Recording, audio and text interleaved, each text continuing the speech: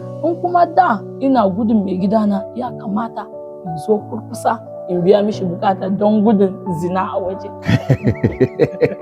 Sannu mu har layo masu sauraron mu kuma masu kallon mu. Muna tare da ita mamamu assistant secretariat na zumuntan mata ta Kuchigoro Hausa Ekwa.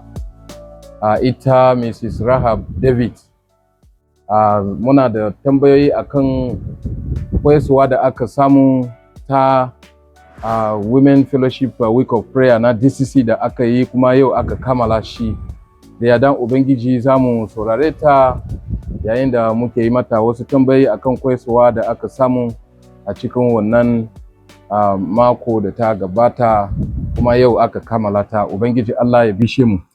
Mamanmu sanunki da zuwa. Za mu ji daɗi ki yi mana bayani cikake akan abin da kika iya koya a cikin sati na DCC Week of Prayer na Women Fellowship, wato mako na mata na ta DCC. Akwai koyarwa cikake ta ruhaniya da aka samu. Za mu ji daɗi cikakken bayani da kina da shi domin jama'a suna nan suna kallonki kuma suna saurare ki domin su ma su koya abin da kika koya a cikin sati. Na gode da wannan zarafi da kuka bani. Gaskiya wannan mako ta zumuntan mata da aka fara ran 1 zuwa 7 akwai koyarwa masu kayatarwa sosai. Dan muka duba ranar Litinin an mana koyarwa akan manyan mata. Wace ce babban mace? Ba wai macen da ta sufa a cikin aure ba, macen da take cike da ruhu mai tsarki, macen da take yi abin da ya kamata a cikin gidanta. Ko da macen da ta yi aure shekara 1, 2, 3 amma tana da maganar Allah a cikin zuciyarta, ita babban mace ce. Kuma ita mace ce wanda za ta yi biyayya ga mai gidanta, za ta kiyaye dokokin Ubangijin Allah. Kananan mata za su koya a gare ta kuma su samu ginuwa a cikin aurensu. Zuwa ga ranar Talata an mana koyarwa akan mata masu neman mata da maza masu neman maza da sauya dabi'a. In muka duba zamanin da muke ciki, so da dama yanzu ana aure tsakanin mace da mace, aure tsakanin namiji da namiji, kuma ba abin da littafi mai tsarki ta koya mana ba. Littafi tun da farko ta sa aure tsakanin namiji da ta mace, kuma namiji ya kasance da mace guda ɗaya. Amma in muka duba zamanin yanzu, so da dama za ka ga mace da mace suna kwana da juna, namiji da namiji suna kwana da juna yadda bai kamata ba. Littafi mai tsarki tana gargaɗa mu har idan akwai waɗanda suna da wannan halayen ya kamata su tuba. Idan akwai waɗanda suna shirin wannan halin, kada ma su fara domin bata da kyau. Rana tana zuwa da za ka ba da lissafi akan waɗannan abubuwa. Ko 'ya'yanmu in suka je makarantu ya kamata mu dinga duba su lokaci da lokaci da bamu san halin da suke koya a can ba. Zan iya tunawa lokacin da nake makaranta akwai wata da ta so ta samu wannan halin, amma na tuna da koyarwar da iyayena suka koya mana, ban ci gaba da shi ba. Yau yarinyar nan ina ga tana zama a Abuja nan shine halinta. Da a ce na bi ta da rayuwata ta lallace. Bai yi kyau mu yi irin wannan halin ba.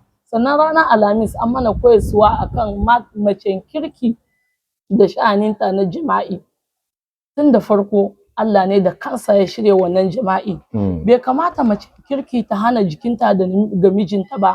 Duk lokacin da mai gidanta ya bukace ta, ya kamata ta ba da kanta ga mai gidan. In macen da take biyayya da mai gidanta, ko a wace hanya za ta iya ta biya bukatar mai gidanta. Zuwa ga mazaje, in muka duba cikin littafin Korintiyawa ta fari Sura 7 aya 1 inda muka ji wa'azinmu a yau. Mace bata da izini akan jikinta na mai gidanta ne. Haka namiji bai da dama, bai da izini akan jikin shi. So ya kamata a cikin gidajenmu na aure, kada mace ta yarda ta ba shaitan dama ta hana jikinta. Don a wasu gidaje in mace ta hana jikinta ma mijinta, shi yasa maza sukan fita waje su nemi mata inda bai kamata ba.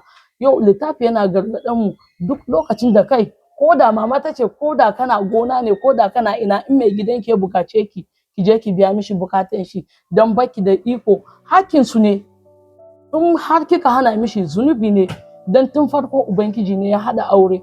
Sannan koyaswa na uku an mana koyaswa akan gwamruwa da sha'aninta na jama'i, ba gwamruwa kawai ba, wannan koyaswan tana shirya mu ne ba mu san yanayin da za mu samu kanmu nan gaba ba. Ba mamaki in tashi a nan mai gidana ya rasu, wannan koyaswan ta shirya ni yau ko gobe na rasa mai gidana, in san yadda zan bi da sha'anin jama'ina. Ba lallai in fita waje, in na ga dai ina da sha'awa zan je in yi aure, ba in fita yau ina bin da mijin wace gobe ina bin wannan mijin ba. In na haka gaskiya bai yi kyau ba. Gaskiya godiya muke, har ila yau muna da wasu tambayoyi wanda za su biyo. A cikin koyaswan nan da kuka samu ko da muka samu a wannan mako, wace abu ne mafi muhimmanci wanda kika koya, wanda kila wani kuma yana nan zai jiki da kuma koya wata abu? Gaskiya na koyi abubuwa da dama. Mafi muhimmanci shine musamman wannan aure tsakanin mata da maza. Ya jawo hankalina, ya kamata in yi kurkusa da yarana kowane lokaci in gargaɗe su hasarin wannan abubuwa, don muna mugun zamani. Har idan na yi nisa da su, mai yiwuwa akwai abokin da zai ja hankalinsu su yi wannan, amma in na mai da yarana sun zama abokin wasa, kowane irin abu ne aka gaya musu za su zo kurkusa da ni su gaya min. In kuma da ina gudun mai gidana, ya kamata in zo kurkusa in biya mishi bukata don gudun zina a waje. To gaskiya ne, mun riga mun gane muhimmancin abunda kika koya mafi muhimmanci. Yanzu ya yiwu akwai wata abu kuma wanda ta fi kalubalance ki a cikin wannan koyaswa, za mu ji daɗi ki fada mana. Gaskiya ba za a rasa ba. To. Kalubalen da muke samuwa musamman a wannan zumuntan, ba zan ce ni kaɗai ba, musamman ta wurin gwamnati. Gaskiya za ka ga gwamruwa wata ta auri mijin wani, sai ta zo ba ta yi gyara a ikkilisiya ba, za ta yi kokarin ta zo mu karɓe ta. Wannan abun akwai tambayan da na yi ranar Juma'a, ko da shike na yi rubutu ne don ina gudun kar in yi tambayan a fili abin ya zo ya zama damuwa. Muna samun damuwa sosai da gwamraye saura, ba kowa ba. Yawancin amare sai su zo su ce suna so su shiga zumunta bayan ikkilisiya bata karɓe su ba. So ina so inda zai yi irin wa'annan ikkilisiya su kira su gargaɗe su, idan har sun ga za su tuba ne su gyara zaman su, sannan mu ma mu karɓe su. Ko da shike zumunta guide ya nuna mana kan cewa za mu iya mu karɓi amare su ji koyaswa, amma ba za a iya a zaɓe su ba. Okay. Yes, sir. To, wato ya nuna da cewa wayanda sun rasa mazajensu kuma dama sun zama second wife. Yes. Ko ba haka bane? Kuma ba su tuba ba, kuma sai dai su zo zumunta bayan mai gidan ya rasu, su zo zumunta su ce suna so su hada hannu da ku. Yes, Abun wato akwai rashin ganewa kenan. Akwai rashin ganewa. Ko ba haka ba? Yes, sir. To, yanda kika yi bayani akan jima'i,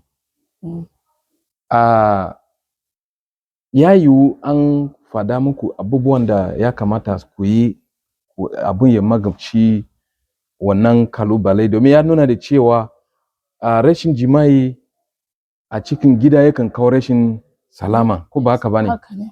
To ta yaya za a iya magance shi? An koya muku, muna so ka koya mana, ko ki koya mana abinda aka gaya muku, domin wasu ma su koya da cewa ga abinda ya kamata a yi domin a magance wannan gaskiya rashin jima'i yakan kawo rushewar aure gaba ɗaya. In yadda mai koyaswa ta gaya mana, har ko da ma bana marmari, in mai gidana ya neme ni, yi kokari in bashi. Kuma sorry sir, kuma sometimes ba wai ka bar mai gidanka ne ya neme ki ba. In kina bukata, ke ma za ki neme shi. In kin ga akan cewa abin zai iya kawo damuwa, a hankali za ki bi, domin me ku biya wa juna bukata. yanda ba kya so in jikinki ya tashi a barki, haka ma kada mu bar mazajenmu anytime da suka nema, yanda na faɗa da farko, mu biya musu bukatunsu. To gaskiya mun gode. Gaskiya mun yi godiya sosai. Assistant Secretary na ECWA a Women Fellowship, wato zumuntan mata ta ECWA Hausa Kuchigoro. Mun yi godiya cikake, Ubangiji Allah ya kara sawanta miki rai. Amen. Mun yi godiya. Masu sauraron mu kuma muna tare, muna cike da murna domin kun kasance tare da mu har da ƙarshen wannan interview. Ubangiji Allah ya sa abinda muka koya mu yi aiki da shi, mu kuma aikata domin rana ta ƙarshe Allah ya ce da mu bawa masu kirki. Ubangiji Allah ya bishe mu.